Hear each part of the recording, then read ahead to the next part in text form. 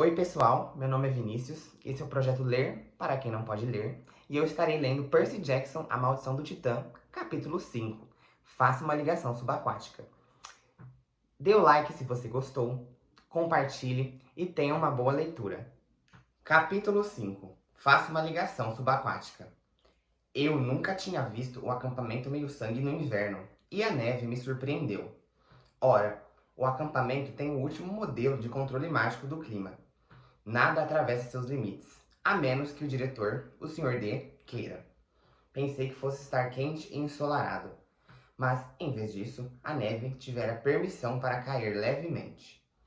O gelo cobria a pista de carruagens e os campos de morango.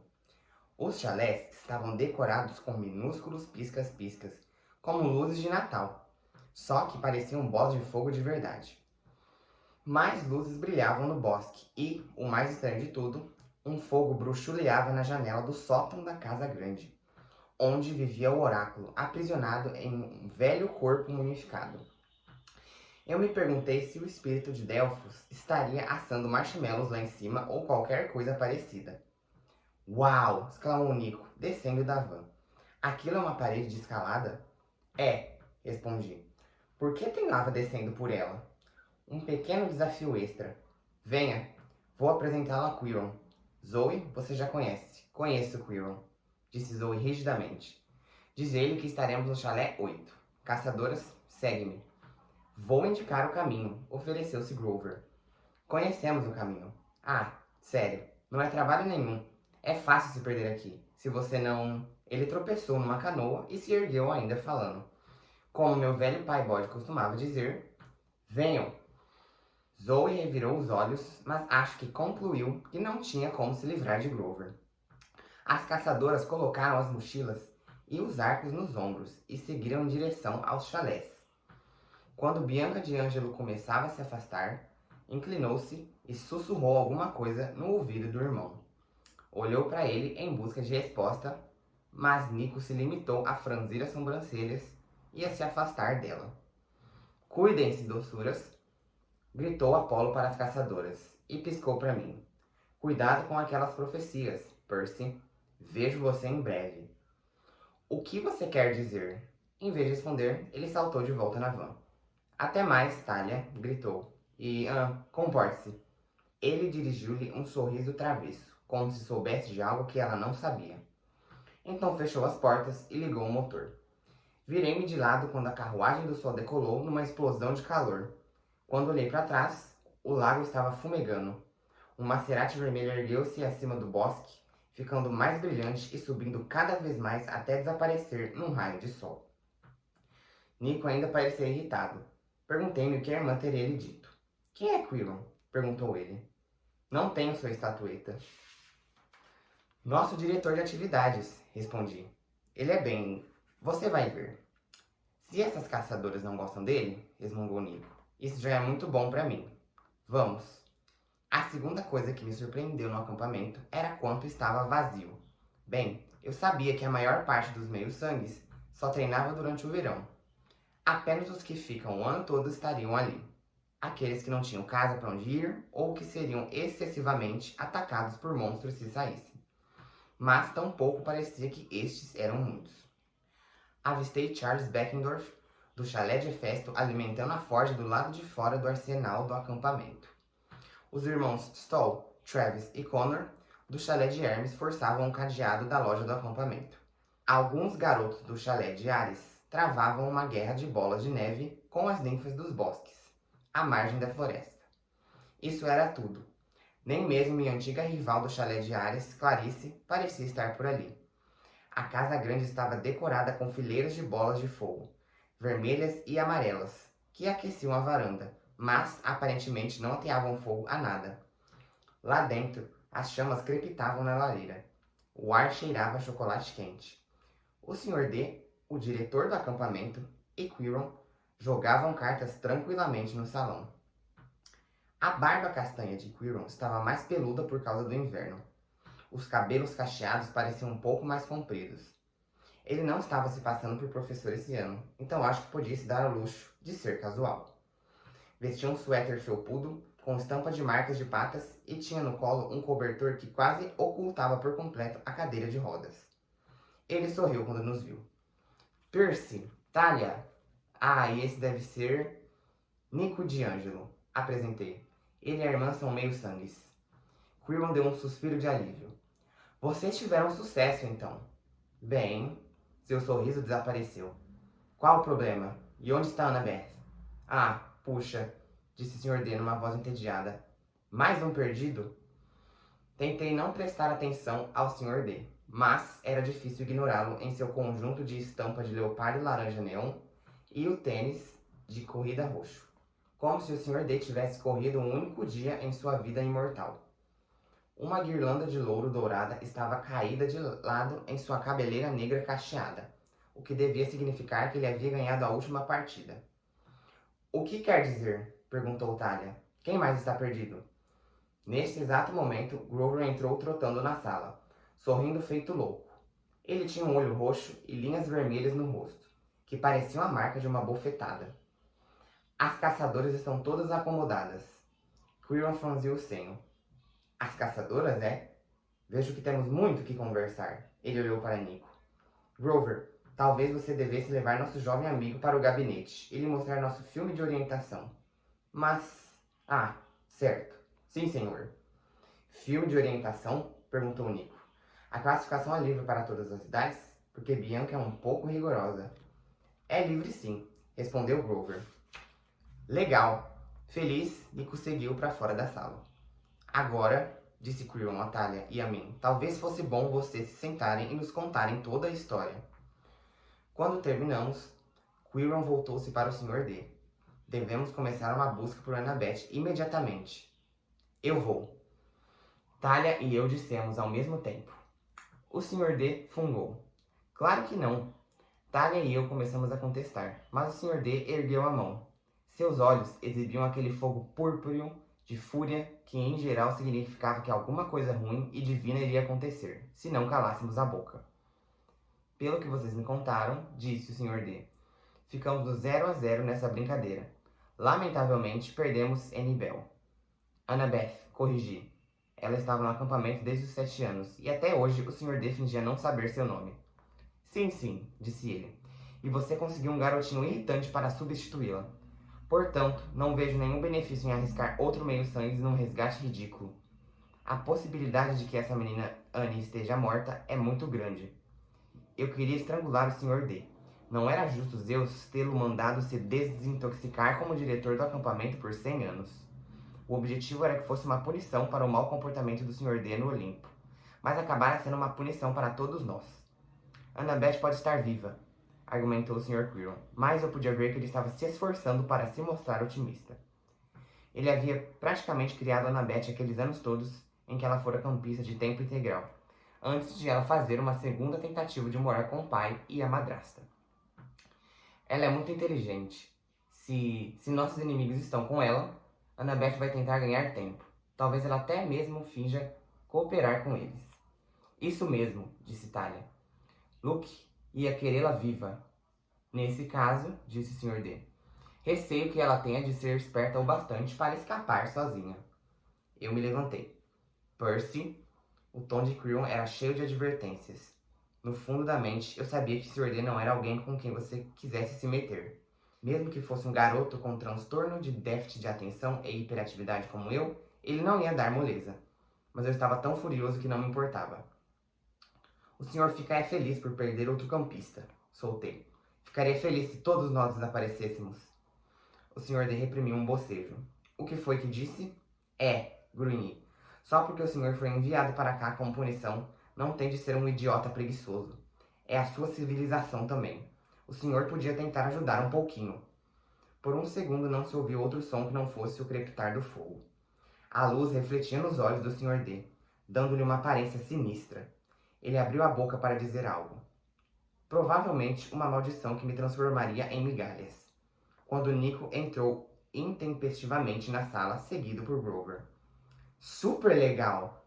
Gritou Nico, estendendo as mãos para Quirrell. Você é um centauro. Quirrell conseguiu dar um sorriso nervoso. Sim, Sr. D'Angelo. Embora eu prefira me manter na forma humana nesta cadeira de rodas nos primeiros encontros. Uau! Ele olhou para o Sr. D. Você, o cara do vinho, não acredito. O Sr. D tirou os olhos de mim e lançou a Nico um olhar de aversão. Cara do vinho? Dionísio, não é? Ah, uau! Tenho sua estatueta. Mini estatueta. No meu jogo, Mitomagia. É uma carta holográfica também. E mesmo você tendo apenas uns 500 pontos de ataque, e todos pensando que você é a pior das cartas dos deuses, eu acho que seus poderes o máximo, de verdade. Ah, o Sr. D parecia verdadeiramente perplexo. E é provável que isso tenha salvado minha vida. Bem, isso é gratificante. Percy, disse Quirrell mais que depressa, você e Talia desçam para os chalés. Informem aos campistas que vamos ter o jogo de captura da bandeira. Amanhã ao anoitecer. Captura da bandeira? Perguntei. Mas não temos muitos. É uma tradição, disse Quirrell. Uma disputa amistosa, sempre que as caçadoras nos visitam. É, murmurou Talia. Aposto que vai ser mesmo amistosa. Quirrell virou a cabeça bruscamente para o Sr. D, que ainda estava de testa franzida, enquanto Nico falava sobre quantos pontos de defesa todos os deuses tinham em seu jogo. Vão agora, disse-nos Quirrell. Ah, ok, concordou Talia. Venha, Percy. Ela me arrastou da casa grande antes que Dionísio pudesse lembrar que queria me matar. Você já está na lista negra de Ares, lembrou-me Talia, enquanto caminhávamos até os chalés. Precisa de outro inimigo mortal? Ela estava certa. No meu primeiro verão como campista, eu me envolvera numa luta com Ares, e agora ele e todos os seus filhos queriam me matar. Eu não precisava deixar Dionísio furioso também. Desculpe-me, disse eu. Não consegui evitar. É tão injusto. Ela parou perto do arsenal e olhou ao longo do vale na direção do topo da colina meio sangue. Seu pinheiro ainda estava lá, o velocino de ouro brilhando no seu galho mais baixo. A magia da árvore ainda protegia os limites do acampamento, mas não usava mais o espírito de Talia como sua força. Percy, tudo é injusto, murmurou Talia. Às vezes eu queria... Ela não terminou. Mas sua voz estava tão triste que senti pena. Com os cabelos negros desfiados e as roupas punk também pretas, um velho sobretudo de lã, parecia uma espécie de corvo gigante, completamente deslocado na paisagem branca. Vamos trazer Annabeth de volta, prometi. Só não sei ainda como. Primeiro descobri que Luke estava perdido, disse ela. Agora, Annabeth. Não pense assim. Você tem razão. Ela endireitou o corpo. Vamos encontrar uma maneira. Adiante, na quadra de basquete, algumas caçadoras treinavam arremesso. Uma delas discutia com um garoto do chalé de Ares. O garoto estava com a mão na espada, e a caçadora parecia prestes a tocar a bola de basquete por um arco e flecha a qualquer instante. Vou acabar com aquilo, disse Talia.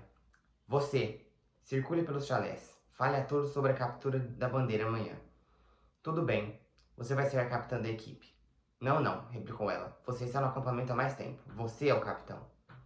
Nós podemos, ser co-capitães ou algo assim. Ela parecia tão confortável com a ideia quanto eu, mas assentiu. Quando ela se dirigia à quadra, chamei. Ei, Talia? Sim.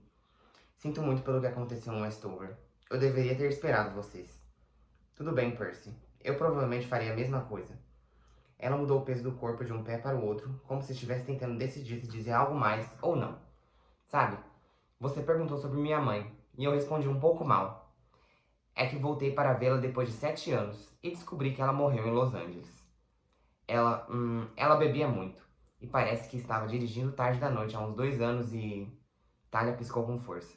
Eu sinto muito. Sim, tudo bem. Não é como se fôssemos muito ligadas. Eu fugi quando tinha 10 anos. Os melhores 2 anos da minha vida foram quando estava andando por aí com Luke e Annabeth. Mas ainda assim, foi por isso que teve dificuldade com a van do sol. Ela me lançou um olhar desconfiado. O que quer dizer com isso? A maneira como você ficou rígida, sem querer assumir o volante. Devia estar pensando na sua mãe. Lamentei ter dito aquilo. A expressão de Talia estava perigosamente semelhante à de Zeus, na única vez em que eu o vira furioso. Como se a qualquer minuto seus olhos fossem lançar uma descarga de 1 milhão de volts. Murmurou ela. Deve ter sido isso. Então seguiu na direção da quadra, onde o campista de Ares e a caçadora tentavam se matar com uma espada e uma bola de basquete. Os chalés eram a mais estranha coleção de edificações que já se viu. Os chalés 1 e 2 Grandes construções de colunas brancas que pertenciam a Zeus e a Hera ficavam no meio, com 5 chalés de deuses à esquerda e 5 chalés de deuses à direita, formando um U em torno do gramado central e da churrasqueira. Fiz a ronda, contando a todos sobre a captura da bandeira.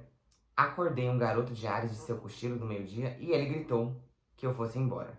Quando perguntei onde Clarice estava, ele disse: saiu numa missão a pedido de Quiron, altamente secreto. Tudo bem com ela? Não tenho notícias dela há um mês. Está desaparecida. Que é como vai ficar o seu traseiro se você não der o fora daqui. Resolvi deixá-lo dormir. Por fim, cheguei ao chalé 3, o de Poseidon. Era uma construção baixa e cinza talhada em rocha marítima, incrustada com fósseis de concha e coral. Lá dentro estava vazio como sempre, exceto pelo meu beliche. Um chifre de minotauro pendia da parede, perto do meu travesseiro. Tirei o boné de beisebol de Annabeth da mochila e o deixei na mesinha de cabeceira. Eu devolveria a ela quando a encontrasse. Eu iria encontrá-la. Tirei o relógio de pulso e ativei o escudo. Ele estalou ruidosamente enquanto se projetava numa espiral. Os espigões do Dr. Espinheiro haviam amassado o bronze em cerca de uma dezena de pontos. Um corte impedia que o escudo se abrisse por completo, fazendo-o parecer uma pizza na qual faltavam 2 fatias. As bonitas imagens de metal que meu irmão fizera com tanta habilidade estavam todas danificadas. Na imagem que eu e Annabeth lutavam descontraída, parecia que um meteoro havia aberto uma cratera em minha cabeça. Pendurei o escudo em seu gancho, perto do chifre do Minotauro. Mas agora era doloroso olhá-lo. Talvez Beckendorf, do chalé de Festo, pudesse consertá-lo para mim. Ele era o melhor ferreiro de armas no acampamento. Eu falaria com ele no jantar. Estava olhando o escudo, quando percebi um som estranho, da água gorgolejando, e notei que havia algo novo no quarto. No fundo do chalé, via-se uma grande bacia de rocha marítima cinza, com uma torneira semelhante à cabeça de um peixe esculpida na pedra. De sua boca jorrava um fluxo aquático, uma fonte de água salgada que escorria para a bacia. A água devia ser quente, pois lançava a névoa no ar frio do inverno, como em uma sauna. E isso deixava o quarto morno, renovado com o cheiro do mar, como em um dia de verão. Fui até a bacia. Não havia bilhete nem nada, mas eu sabia que só podia ser um presente de Poseidon. Olhei a água e disse: obrigado, pai. A superfície ondulou. No fundo da bacia moedas reluziam. Uma dúzia, mais ou menos, de dracmas de ouro. Percebi para que servia a fonte. Era um lembrete para eu me manter em contato com a família. Abri a janela mais próxima e a luz do sol invernal criou um arco-íris na névoa. Então pesquei uma moeda na água quente.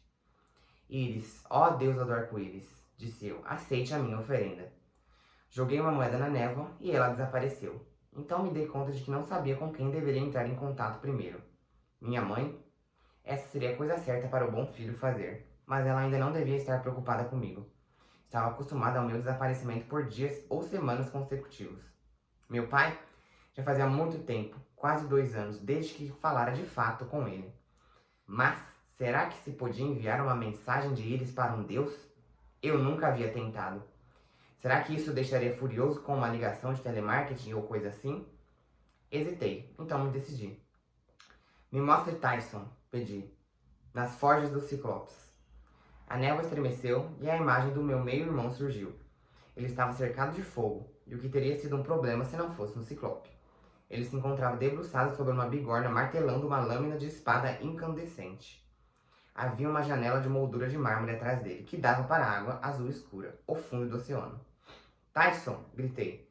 Ele não me ouviu da primeira vez por causa do barulho do martelo e das chamas. Tyson! Ele se virou, e seu único e enorme olho se arregalou. Seu rosto abriu-se num sorriso amarelo e torto. Percy! Ele largou a lâmina da espada e correu para mim, tentando me abraçar. A imagem se tornou embaçada e eu instintivamente recuei. Tyson, é uma mensagem de Íris. Eu não estou aqui de verdade. Ah! Ele voltou a ficar visível. Parecia constrangido. Ah, eu sabia disso, claro. Como você está? Perguntei. Que tal o emprego? Seu olho se iluminou. Estou adorando o trabalho. Olhe. Ele pegou a lâmina quente da espada com as mãos nuas. Fui eu que fiz. É muito legal. Escrevi meu nome nela, bem aqui. Impressionante. Ouça. Você fala com papai com frequência? O sorriso de Tyson desapareceu. Não muito. Papai vive ocupado. Está preocupado com a guerra. O que quer dizer com isso? Tyson suspirou. Enfiou a lâmina da espada pela janela, onde ela fez uma nuvem de bolhas ferventes. Quando Tyson a trouxe de volta, o metal estava frio. Velhos espíritos marítimos estão criando problemas. Egeu, Oceano, esses caras. Eu sabia por alto do que ele estava falando. Ele se referia aos imortais que governavam os oceanos nos tempos dos titãs, antes que os olimpianos tomassem o poder. O fato de estarem de volta, agora, com o Titã Cronos e seus aliados ganhando força, não era nada bom. Tem alguma coisa que eu possa fazer? Perguntei. Tyson sacudiu a cabeça, chateado. Estamos armando as sereias. Até amanhã vão precisar de mais de 1000 espadas. Ele olhou para a lâmina de sua espada e suspirou. Os velhos espíritos estão protegendo o barco malvado. O Princesa Andrômeda? Perguntei. O barco de Luke? É. Fazem com que seja difícil encontrá-lo. Protegem-no das tempestades de papai. Caso contrário, ele o despedaçaria. Despedaçá-lo seria bom. Tyson se animou, como se tivesse acabado de lhe ocorrer outro pensamento. Annabeth, ela está aí? Ah, bem. Meu coração me pareceu uma bola de boliche. Tyson achava que Annabeth era a melhor coisa do mundo depois de manteiga de amendoim. E ele amava manteiga de amendoim. Não tive coragem de lhe dizer que ela estava desaparecida. Ele começaria a chorar tanto que provavelmente apagaria todas aquelas chamas. Bem, não, ela não está aqui agora. Cumprimente-a por mim. Ele sorriu radiante. Meus cumprimentos para Annabeth. Ok, tentei desfazer o nó na garganta. Farei isso. E Percy, não se preocupe com o navio mau. Ele vai embora. O que quer dizer? Canal do Panamá, bem longe. Franzi a testa. Por que Luke levaria seu navio de cruzeiro infestado de demônios para lá? A última vez em que o tínhamos visto, ele estava navegando ao longo da costa leste, recrutando meio-sangues e treinando seu exército monstruoso. Muito bem, disse, sentindo-me inseguro. Isso é bom, eu acho. Nas forjas, uma voz masculina gritou algo que não pude entender. Tyson se encolheu. Preciso voltar ao trabalho. O patrão vai ficar uma fera. Boa sorte, irmão. Ok. Diga ao papai, mas antes que eu pudesse terminar, a visão tornou-se mais tremulante e desapareceu. Eu estava novamente sozinho em meu chalé, sentindo-me mais solitário agora do que antes. Senti-me totalmente infeliz ao jantar naquela noite. Certo, a comida estava excelente como sempre.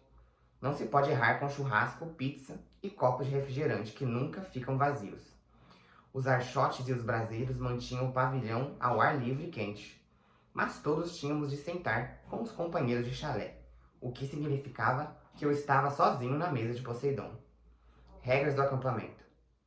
Pelo menos os chalés de Hefesto, Ares e Hermes tinham, cada um, umas poucas pessoas. Nico sentou-se com os irmãos Stoll, pois novos campistas eram sempre colocados no chalé de Hermes, se seu pai olimpiano fosse desconhecido. Os irmãos Stoll pareciam estar tentando convencer Nico de que poker era um jogo muito melhor do que mito ou magia. Torci para que Nico não tivesse dinheiro para perder. A única mesa que parecia estar se divertindo de verdade era a de Ártemis. As caçadoras bebiam, comiam e riam como uma família numerosa e feliz. Zoe ocupava a cabeceira como se fosse a mãe. Ela não ria tanto quanto as outras, mas de tempos em tempos abria um sorriso. Sua fita prateada de tenente brilhava nas tranças negras de seu cabelo. Pensei que ela ficava muito mais simpática quando sorria. Bianca D'Angelo parecia estar se divertindo muito. Tentava aprender queda de braço com a garota grandona que provocara a briga com o garoto de Ares na quadra de basquete. A garota maior a vencia sempre, mas Bianca não parecia se importar. Quando terminamos de comer, Quirrell fez o costumeiro brinde aos deuses e deu formalmente as boas-vindas às caçadoras de Ártemis. Os aplausos foram bastante desanimados. Então, ele anunciou o jogo amistoso de captura da bandeira para a noite seguinte, o que teve uma recepção muito melhor. Depois disso, voltamos todos para nossos chalés no precoce toque de recolher do inverno. Eu estava exausto, o que significa que adormeci facilmente. Essa foi a parte boa. A ruim foi que tive um pesadelo. E mesmo para os meus padrões, foi impressionante. Annabeth estava numa encosta escura, envolta na neblina. O ambiente era muito parecido com o mundo inferior, pois imediatamente senti claustrofobia e não consegui ver o céu lá em cima. Apenas uma escuridão próxima e pesada, como se estivesse em uma caverna. Annabeth lutava para subir a colina.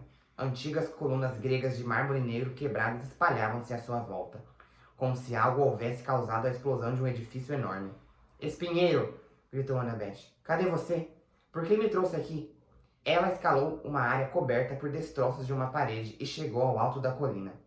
Annabeth arqueou. Lá estava Luke, e sentia dor.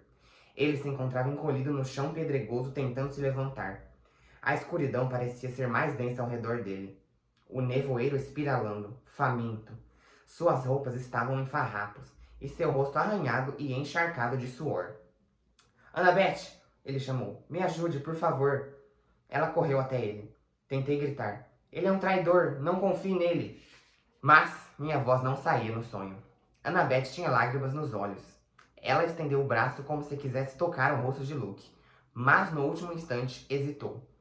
O que aconteceu? Perguntou ela. Eles me deixaram aqui, gemeu Luke. Por favor, isso está me matando. Eu não conseguia ver o que havia de errado com ele, que parecia estar lutando contra alguma maldição invisível, como se o nevoeiro o estivesse espremendo para a morte. Por que eu deveria confiar em você? Perguntou Annabeth. Sua voz estava cheia de mágoa. Não deveria, respondeu Luke. Fui horrível com você, mas se não me ajudar, eu vou morrer. Deixe que ele morra, eu queria gritar. Luke tentara nos matar a sangue frio muitas vezes. Não merecia nada de Annabeth. Então a escuridão acima de Luke começou a se esfalecer, como o teto de uma caverna num terremoto. Imensos blocos de pedra negra começaram a cair. Annabeth lançou-se para ele no momento em que uma rachadura apareceu e todo o teto veio abaixo. Ela o sustentou de alguma forma. Toneladas de pedras. Evitou que desabasse sobre ela e Luke apenas com sua força. Impossível. Ela não teria conseguido fazer aquilo. Luke rolou para longe, livre e arquejando. Obrigado, conseguiu dizer. Ajude-me a segurar isso, gemeu Annabeth. Luke recuperou o fôlego. Seu rosto estava coberto de fuligem e suor. Ele se levantou vacilante. Sabia que podia contar com você, e começou a se afastar enquanto a escuridão ameaçava esmagar Annabeth. Me ajude, implorou ela. Ah, não se preocupe, disse Luke. Sua ajuda está a caminho. É tudo parte do plano. Enquanto isso, tente não morrer. O teto de trevas voltou a desmoronar, empurrando Annabeth contra o chão. Sentei-me rígido, na cama, agarrando os lençóis. Não havia nenhum ruído em meu chalé, exceto o gorgolejar da fonte de água salgada. O relógio na mesa de cabeceira mostrava que passava pouco da meia-noite. Era só um sonho, mas eu tinha certeza de duas coisas. Annabeth corria um perigo terrível, e o responsável era Luke. Bom, pessoal, o capítulo de hoje foi bem tenso, por assim dizer, porque mostrou uma parte mais rebelde do Percy em se colocar contra um deus, que não é uma coisa que muitos semideuses fazem. E também pode mostrar um pouco mais do chalé pra gente, então eu achei um capítulo bem acolhedor e também um pouco desesperador pelo que ele nos mostrou o que tá acontecendo com a Annabeth. Então, eu acho que vem coisa feia por aí. Bom, pessoal, esse foi o nosso capítulo de hoje. Eu espero que vocês tenham gostado, que a leitura tenha sido ótima. Se vocês gostaram mesmo, deixem o like, compartilhem, porque isso ajuda bastante a gente. Até a próxima!